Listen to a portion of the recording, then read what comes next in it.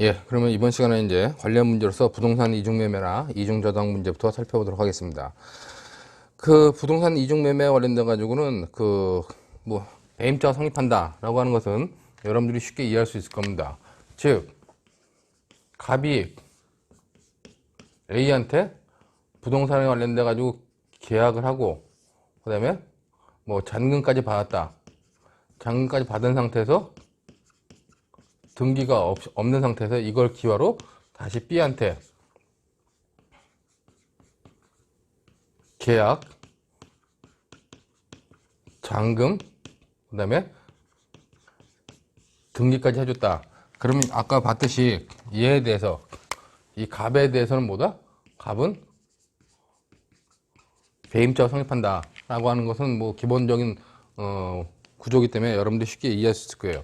근데 우리 교환에는 이제 배임죄와 관련돼 가지고 그 배임자가 성립한다는 부분에 있어서 우리가 부동산 물권 변동에 대해서 우리나라는 이제 그 형식주의를 취하고 있죠.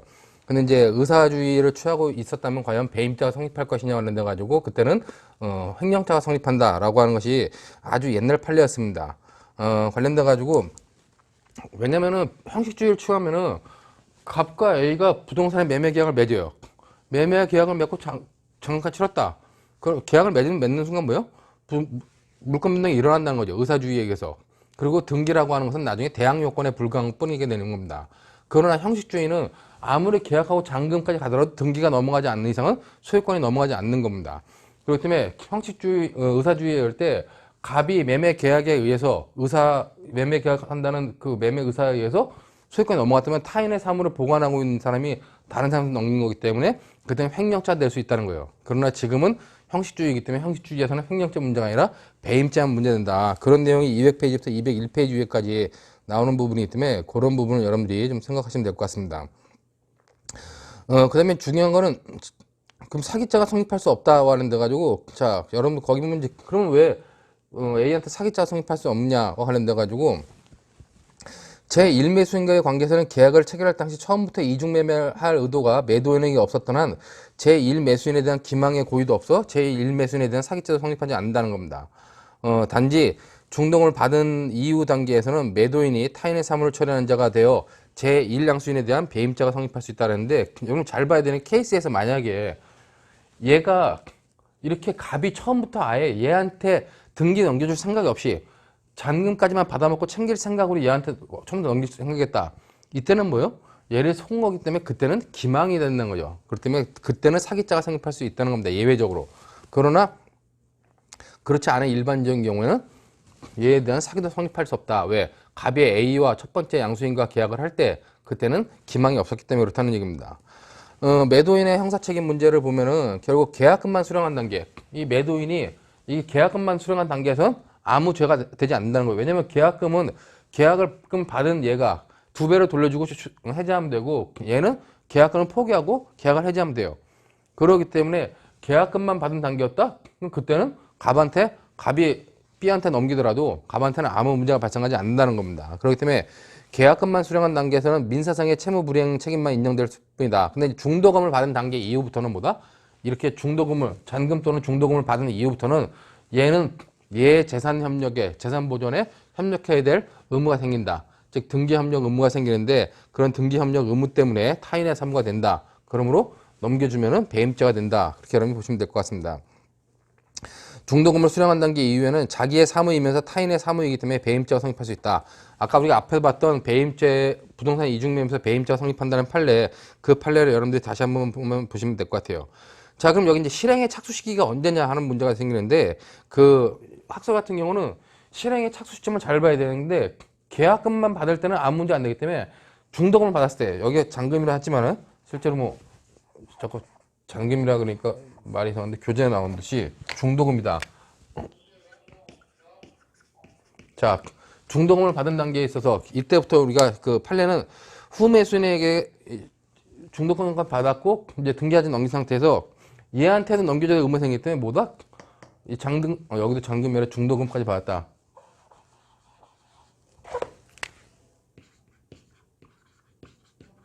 거기 받았으면은 교활해 보는 것처럼 판례는 후매수인 얘에 대한 B에 대한 중도금을 수령한 때 그때 실행의 착수가 있다고 보는 겁니다. 근데 이제 학설은 후매수인을 위한 그 등기 이전에 착수할 때. 그러니까 학설은 판례는 이때 실행에 착수가 있다. 그 다음에 이제 학설은 이때 등기를 개시했을 때 이때 실행에 착수가 있다는 거예요. 그러면 둘 다 똑같이 기수시기는 언제냐? 기수시기는 뭐다? 기수시기는 등기가 이쪽 등기가 완료됐을 때 이때 기수가 된다고 보는 거죠. 자, 여러분들 여기서 잘 봐야 되는 것 중에 하나가 실행의 착수를 판례처럼 이때 중도금을 받았다. 중도금을 받은 다음에 실행 착수를 했어요. 자, 이 판례가 왜 문제가 되느냐? 자, 계약하고 여기 중도금 받고 잔금 받고 등기를 하지 않은 상태에서 갑이 B한테 매매 계약을 하고 중도금을 받았습니다. 그럼 배임죄 실행에 착수한 게 되면 어떻게 해요? 배임죄 실행에 착수했는데 갑자기 갑이 어떻게 해요? 여기다가 등기를 안 넘겨주고 원래 얘한테 등기를 넘겨줬어요. 얘한테 등기를 넘겨주면 어떻게 돼요? 아무 죄도 아니라는 얘기잖아. 자, 근데 문제는 그럼 얘에 대한 배임죄가 되느냐? 아까 전업체 판결 관련된 반대견 봤지만 A하고 계약한 다음에 일로 등기를 넘겨주면 얘한테는 아무 죄도 되지 않는다 그랬잖아요. 배임죄 되지 않는다는 거죠. 실행의 착수를 일로 보는 경우에서는 그런 문제가 발생을 한다. 그렇기 때문에 등기로 판단하는 것이 타당하다라고 하는데 판례에 의할 때는 이렇게 일로 넘겨줬다가 절로 넘겨준 경우에 실행의 착수를 저렇게 보는 경우에 약간 문제가 발생할 수 있다. 그런 정도 보시면 되고 그렇기 때문에 결국 이와 관련돼 가지고 갑이 이렇게 중동을 받을 때 배임죄 실행의 착수가 있다 해놓고 절로 가면 어떻게 돼요? 그렇기 때문에 뭐 배임죄 불능미수가 되는 것이냐 아니면 배임죄 장애미수가 되는 것이냐 이런 논의가 있을 수 있는데 그런 논의는 뭐 변시시험 수준에서는 넘어가는 문제이기 때문에 뭐 그런 논의가 있을 수 있다는 정도만 여러분들이 좀 생각해 보시면 될 것 같습니다. 자, 그럼 중요한 건 이제 이 B가 이 전체적인 얘 형사 책임 관련돼가 얘는 배임죄가 돼요. 근데 이 B가 이 전체적인 부동산 이중 매매에 대해서 적극적으로 관여하거나 적극적으로 교사한 경우에 있어서 얘가 형사 책임을 질 수 있지만 단순히 이러한 사실을 알고 있었다는 것만 가지고는 B한테는 어떤 범죄가 성립하는 것이 아니다. 아까 배임죄에서의 상대방이 있는 대항번 관계에 있는 경우에 있어서 관련된 내용과 똑같죠. 그렇기 때문에 악의 후매수인의 형사 책임 관련돼서 적극 가담한 경우 매도인에게 배임죄가 성립하면 공범 성립이 긍정된다. 즉 그렇지 않은 경우에는 아니다. 그렇게 여러분들이 보시면 될 것 같습니다. 자, 이제 이것은 부동산의 이중매매인데 그럼 동산의 이중매매면 어떡하냐? 자, 똑같이 갑이 A에게 부동산이 아닌 동산 관련돼 가지고 동산을 계약하고 B한테 또 계약을 했어요.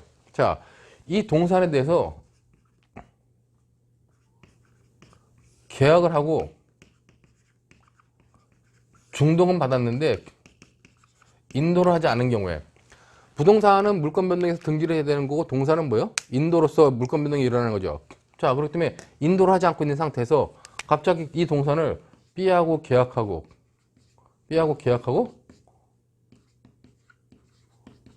중도금 받은 다음에 잔금도 받고 얘한테 인도해줬다. 그럼 얘한테 무슨 범죄가 성립하냐 그래가지고 얘는 무죄다라고 하면 판례 입장이라는 거죠. 왜? 판례는 이와 관련돼 가지고 일로 인도해줘야 될지 얘로 인도해 주기 관련된 거는 얘의 사무라는 얘기예요.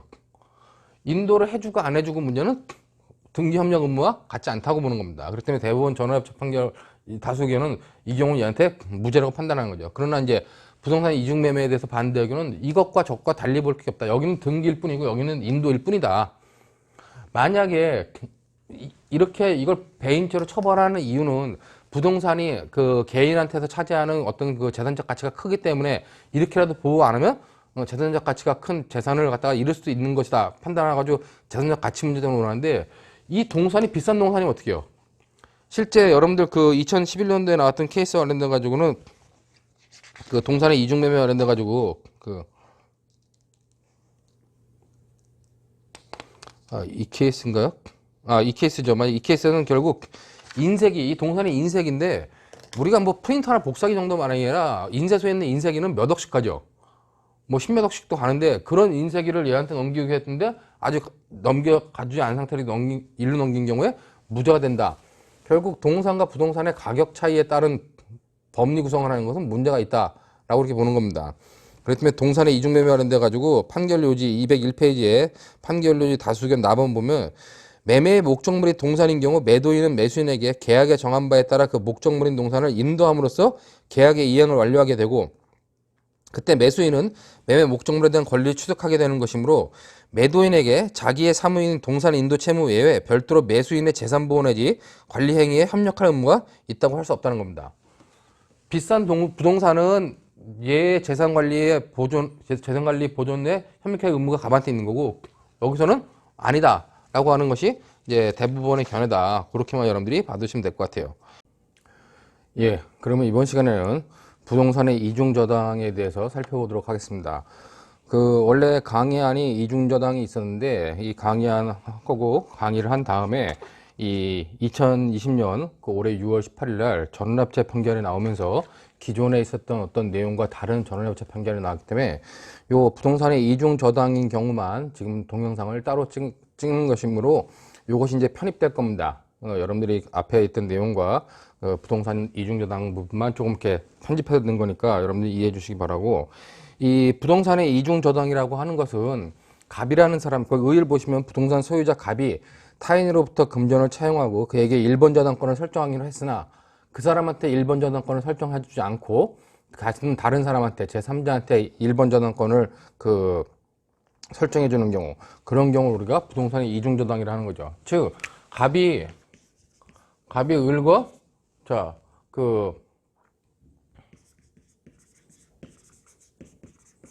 저당권 계약을 해요. 그런 다음에 등기를 해야 되는데 등기를 하지 않은 상태에서 병한테 저당권 관련된 계약을 하고 등기까지 해준 경우, 이때 갑이 을하고 저당권 계약을 한 다음에 중간에 물론 뭐 저당권 관련돼 가지고 담보물이니까 어떤 금전이라든가 차용금을 받겠죠. 받은 다음에 등기를 해줘야 되는데 등기를 해주지 않은 상태에서 현재 이 병한테 등기를 해줘 가지고 병이 이 부동산, 갑이 가지고 있는 부동산이라든가 여기에 1번 저당권으로 병이 올라가게 되는 경우, 이런 경우 이제 1번 저당권으로 병이 올라가게 되니까 을은 2번 저당권으로 올라가겠죠. 그러니까 이런 경우에 과연 갑이 을한테 저당권 설정 등기를 해줘야 될 의무가 갑의 자기의 사무이냐 아니면 을에 대해서 해줘야 될 사무이기 때문에 등기 협력 의무와 같이 타인의 사무이냐에 따라 가지고 결론이 달라질 수 있다는 겁니다. 근데 여러분 교환 203페이지에 보시면은 먼저 갑의 의사와 관련돼 가지고 갑의 아예 처음부터 을한테 저당권 계약을 하고 저당권 설정 계약을 하고 그다음에 이제 뭐 차용금을 받은 다음에 등기를 해줄 의사가 아예 처음부터 없었다. 그건 기망의 의사죠. 그렇기 때문에 그럴 때는 이 갑에 대해서는 사기자가 성립한다는 겁니다. 그렇기 때문에 그런 경우를 배제하고 얘한테 해줄 의사가 있었는데 얘한테 해줘버린 경우, 이런 경우를 우리가 이중저당이라 하고, 이때 이제 이 갑의 죄책에 대해서 여러 가지 견해의 대립이 있었습니다. 과거에 2020년, 올해 이제 6월 18일 날 전원합체 판결이 나오기 전까지는 갑이 을한테 설정해줘야 될 등기 의무, 등기 협력 의무는 바로 자기의 사무이자 타인 사무이다. 그렇기 때문에 그것을 이행하지 않은 경우는 타인의 사무를 처리하는 자의 지위에 있는 갑이 그것을 이행하지 않았기 때문에 관련돼 가지고 배임죄 성립을 인정하는 것이 다수의 학설이었고 여태까지 판례 입장이었습니다. 그렇기 때문에 여러분 견해의 대립 보면은 갑한테 무슨 범죄가 성립할 것인가? 갑한테 성립할 범죄와 관련돼 가지고 뭐 사기죄설, 그다음에 배임죄설, 무죄설이 대립이 있었어요. 근데 기존에 이제 판례가 배임죄설을 취했었는데 이제 전원합체 판결로 바꿔가지고 무죄설로 봤다는 겁니다. 사기죄는 아예 되지 않는다 그랬죠. 처음부터 갑이 을한테 넘겨줄 의사, 저당권 설정 계약을 하고 등기를 넘겨줄 의사가 없었다면 그때는 사기죄가 되겠지만, 설정해줄 의사가 있었는데도 불구하고 얘한테 해준 경우, 그건 아예 기망의 의사가 없기 때문에 사기죄는 성립하지 않는다. 그럼 과거에는 이제 배임죄가 된다고 봤던 이유를 보면, 여러분들 거기 교환해 보는 것처럼 갑은 을에 대한 배임죄설을 보면 갑은 을에 대한 저당권 설정 등기에 협력할 의무를 진다. 이것은 타인의 사무에 속함으로 배임죄가 된다. 즉 부동산 이중매매에서 제1번 매매자한테, 그러니까 매수인한테 등기를 이전해주지 않고 제2매수인한테 등기를 이전해 주는 거. 부동산 이중매매에 대해서 우리가 지금 배임죄를 인정하고 있는데 그런 것과 똑같은 원리로서 여기서도 갑한테 배임죄를 인정하는 게 과거에 견했다는 겁니다. 과거에 판례였다는 겁니다. 근데 이제 2020년 6월 18일 날 전화요청 판결을 바꿔가지고 무죄설로 대법원이 견해 변경을 하게 돼요. 즉 채무자가, 얘가 채무자죠. 채무자가 얘한테 등기를 등기를 넘겨줘야, 설정을 해줘야 될 의무. 그거는 채권 채무 계약에 따른 저당권 설정 계약에 따라 채권자에 대하여 부담하는 저당권 설정 의무는 계약상 당연히 이행해야 될 채무자 자신의 사무라는 겁니다. 그렇기 때문에 이 경우에는 채무자 자신의 사무이므로 타인의 사무가 아니다. 그러므로 무죄가 된다라고 했던 견해인데 전원합체 판결이 이 견해를 지지하게 됩니다. 여러분 결론 보면 그렇기 때문에 결론 관련돼 가지고 204페이지 위에 나오지만은 사기죄는 적용되지 않는다. 그다음에 기존에는 배임죄를 구성한다 그러는데 저당권을 설정한 의무는 계약에 따라서 이행해야 될 자기 사무이므로 배임죄에 주체가 되지 않으므로 배임죄가 되지 않는다라고 하는 이제 판례 입장을 여러분들이 잘 이해해 두시기 바라겠습니다. 밑에 판결 나왔는데 2020년 6월 18일 날 선고된 전원협체 판결이죠. 거기 이제 판결 요지의 나 부분, 밑주춤 부분 보시면은 채무자가 금전 채무를 담보하기 위한 저당권 설정 계약에 따라 채권자에게 그 소유의 부동산에 관하여 저당권을 설정할 의무를 부담하게 되었다 하더라도 예를 들어 채무자가 통상의 계약에서 이루어지는 이익 대립 관계를 넘어서 채권자와의 신임 관계에 기초하여 채권자의 사무를 맡아 처리하는 것으로는 볼 수 없다는 겁니다. 따라서 채무자가 저당권 설정 계약에 따라 채권자에 대하여 부담하는 저당권을 설정할 의무는 계약에 따라 부담하게 된 채무자 자신의 의무이다.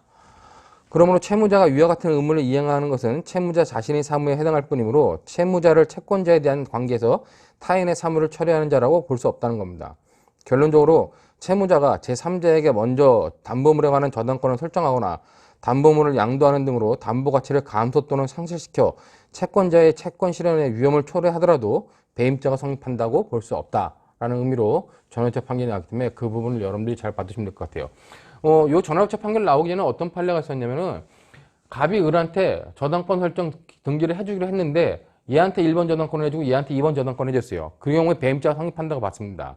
근데 만약에 이 부동산이 100억짜리인데 1번 저당권에다가 10억 해주고 2번 저당권에다가 10억 해줬다 얘한테도 10억 해주면 담보가치가 충분하기 때문에 담보가치가 충분했을 때는 배임죄가 성립하지 않는다. 그런 판례도 있었는데 이제는 그런 판례가 필요 없죠. 어차피 아예 배임죄가 성립하지 않는다고 보기 때문에 자기의 사무라 보기 때문에 이런 의미로서 여러분들이 이 부동산 이중 저당 관련돼 가지고는 이런 전원협체 판결의 의미를 다시 한번 이해해 두시면 충분하리라고 봅니다.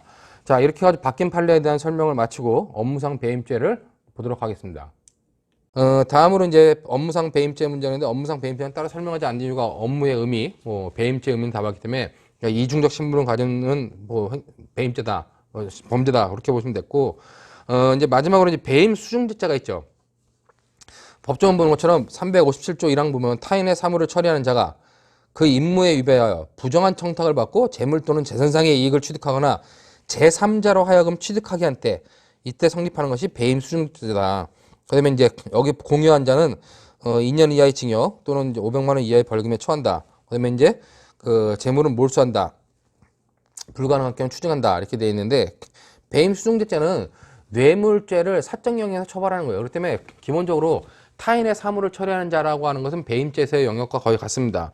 그다음에 그 임무에 위반하는 건 똑같아요. 중요한 건 이제 부정한 청탁을 받는 것이지 정당한 청탁을 받는 경우는 아니다라고 판단하면 된다는 겁니다. 그렇기 때문에 일반 배임죄와 배임 수중죄죄는 보호법익이라든가 이게 많이 다르다. 그렇기 때문에 나중에 부정한 청탁을 받고 실제로 배임행위를 해가지고 재산상 이익을 얻었다면 어때요? 그건 배임죄 이외에 배임 수중죄가 따로 성립한다. 양죄는 실체적 경합이다. 여러분이 그렇게 보면 될 것 같아요. 그리고 중요한 건 이제 일반 청탁이 아니라 부정한 청탁이 있어야 된다. 그 다음에 이제 모의사 시험에 나왔지만 여기서는 여러분 법조문 보면 2016년도 5월 29일에 개정됐죠. 과거에는 부정한 청탁을 받고 재물 또는 재산상의 이익을 취득해야 돼. 범죄자가 자기가 취득하는 경우만 우리가 배임수중죄가 되고 제3자한테 취득시키는 것은 배임수중죄죄로 처벌하지 못하는 문제점이 있었습니다. 즉 관련돼 가지고 배임수중죄죄 관련돼 가지고는 자, 갑과 을이 있는데 얘가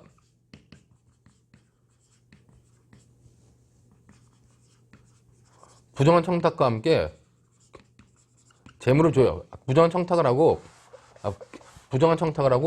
재물은 A가 지정한 A한테 이렇게 재물 또는 재산상 이익을 넘기는 경우, 재산상 이익을 넘기는 경우, 재물이나 재산상 이익을 넘기는 경우, 이때 과연 얘를 갖다가 배임 수재죄로 처벌할 수 있겠느냐는 문제가 발생한다는 겁니다. 그렇기 때문에 이때는 이제 실제 수사상에 검찰에서 A한테 줬지만 A한테 준 거는 갑한테 직접 준 거랑 똑같다. A와 갑은 실제로 경제적 공동체다. 아니면 갑은 실제로 A와 같은 사람이다.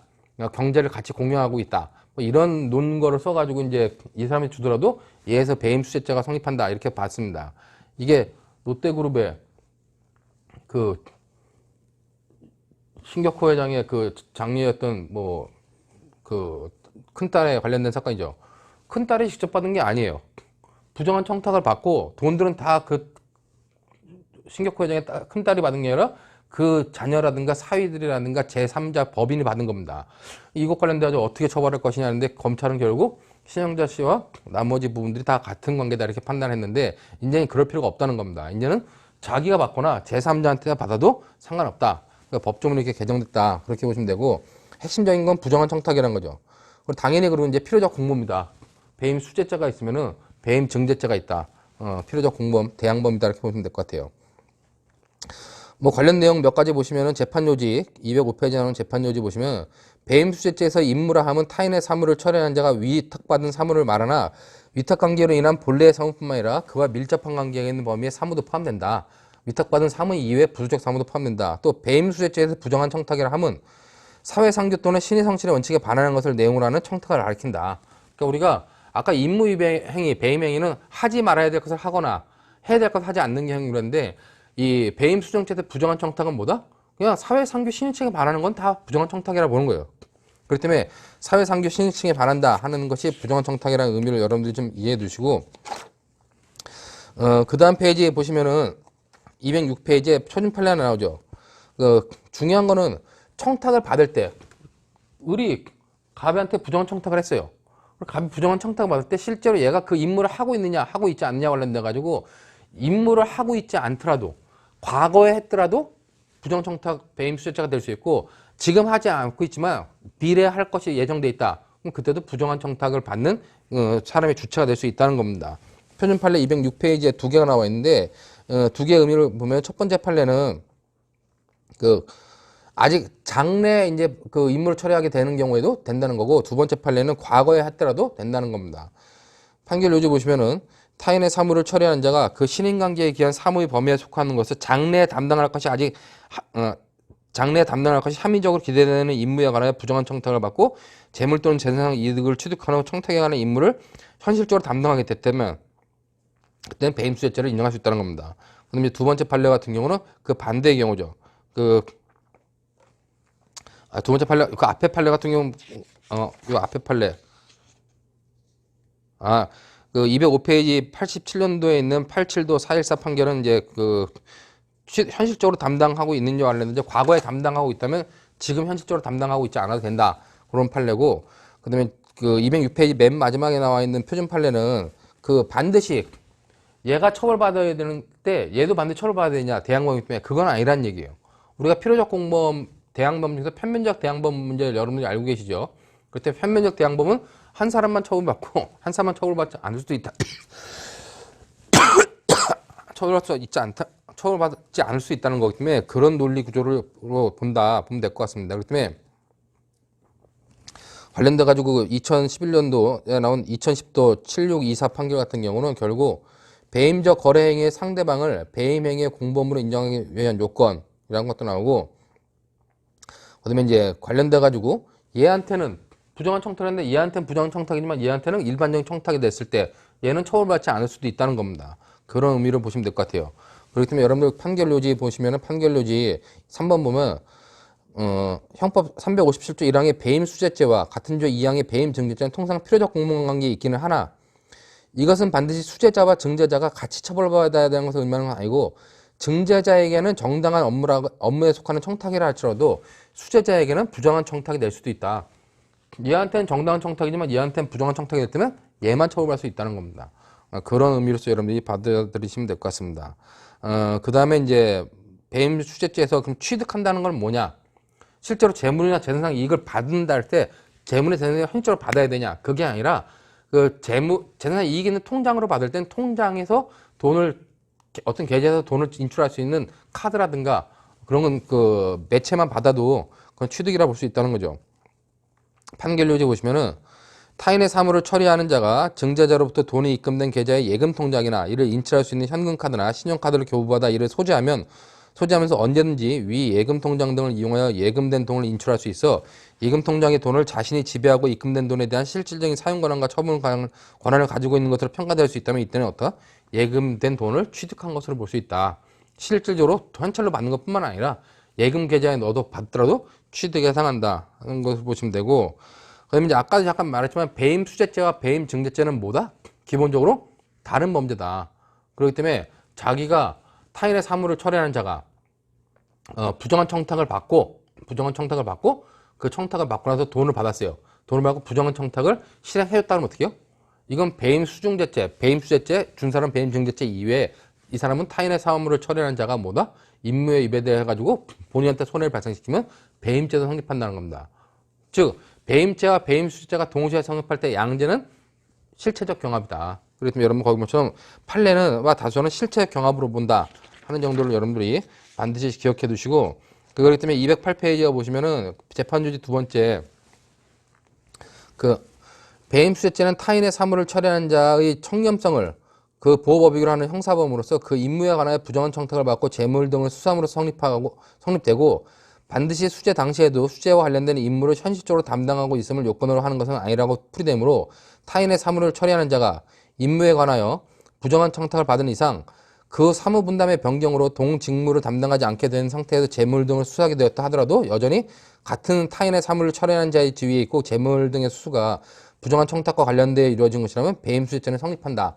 배임수재죄의 기본적인 내용이고, 그 다음에 관련돼 가지고 형법 357조 1항의 배임수재죄는 동법 256조 355조 2항의 배임죄와 관련돼 가지고 이들 양죄는 행위의 태양을 전혀 달리하고 있어 일반법과 특별법 관계가 아닌 별개의 독립된 범죄를 보아야 한다. 그렇기 때문에 양죄가 성립하는 경우는 어떻게 한다? 흡수관계라든가 이런 것이 아니라 두 범죄는 실체적 경합범으로 성립한다. 이렇게 여러분들이 봐두시면 될 것 같습니다. 뭐 이 정도로 이제 강의가 거의 끝나고 마지막 하나만 있는 건데, 이건 이제 특경법상에 금융기관의 임직원에 대한 배임 수재 및 증제는 특경법 제5조 및 6조의 특별 적용이 있다. 이때 이제 금융기관의 임직원에 대해서는 부정한 청탁이 있을 것을 요건으로 하지 않냐고 금품 기타 이익의 요구 및 약속도 수수와 마찬가지로 처벌한다. 그다음에 가액이 3천만 원 이상인 경우에는 가중처벌한다 하는 정도로 이 특경법에 특별 규정이 있다 하는 정도까지 여러분들이 생각해 두시면 될 것 같습니다. 자, 이 정도로 해가지고 배임의 죄와 관련된 내용들을 마쳤고, 다음 시간에는 우리가 이제 작물, 손괴, 관련사에 관한 이제 나머지 부분을 또 보도록 하겠습니다. 예, 이번 주 강의는 여기서 마치도록 하겠습니다. 수고하셨습니다.